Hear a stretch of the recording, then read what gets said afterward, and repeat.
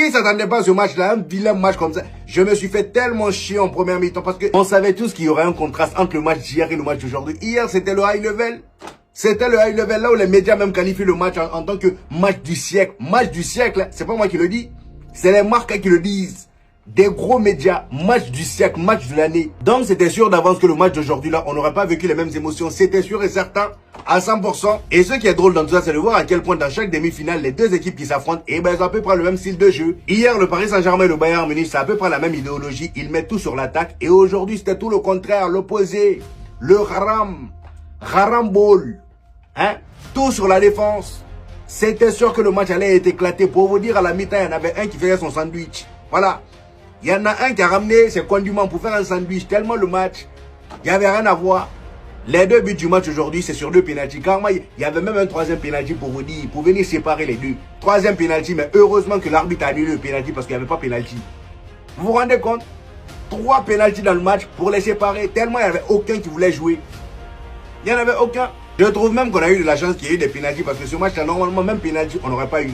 On n'aurait pas eu. Avant même de parler du match en soi, les amis, je tiens juste à rappeler que la composition qu'Arsenal a alignée aujourd'hui avec quelques gros absents. Comme vous avez pu le voir, Saka par exemple n'a pas débuté le match, c'était Madueke à sa place. Madueke qui a sorti un gros match. Et du côté de l'Atlético de Madrid, c'était à peu près l'équipe type qui était présent. Étant donné qu'offensivement parlant, il n'y avait aucun absent, ils étaient tous là. D'autant plus qu'en Liga, Diego Simeone avait tout fait pour ne pas avoir de blessés, car il faisait des rotations totales, rappelez-vous. Mais malheureusement pour lui, toutes ces rotations qu'il faisait en Liga n'ont pas payé en finale de Coupe du Roi. Et étant donné qu'il l'a perdu face à la Real Sociedad, vous voyez.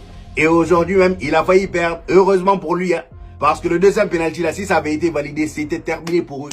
Voilà, en tout cas pour ce match, hein, ça aurait été terminé, même si oui, en deuxième mi-temps, ça dominait Arsenal. Arsenal aurait verrouillé. Et sur ce match d'aujourd'hui, les amis, l'Atlético de Madrid a commencé de manière très entreprenante avec une grosse occasion de Julian Alvarez. Une grosse frappe devant la surface qui est repoussée par le gardien d'Arsenal. Et pendant les 10 premières minutes, on voyait qu'ils avaient à peu près la même stratégie qu'en finale de Copa del Rey. C'est-à-dire, dès la récupération du ballon, chercher directement les joueurs sur les côtés et plus précisément Lookman. Il faisait que ça lors des 10 premières minutes, mais malheureusement, Arsenal a mis le pied sur le ballon. Et là où Arsenal a été très malin, même si oui, ils avaient à peu près la même stratégie que l'Atlético de Madrid. Dès que l'Atlético de Madrid avait le ballon, ils se mettaient en bloc bas et vice versa. C'était comme ça durant toute la première mi-temps. Ce qui a fait la différence entre les deux équipes en première mi-temps, c'est que Arsenal, ils sont pas contentés de rester bloc bas à chaque fois que l'Atlético de Madrid avait le ballon. Non!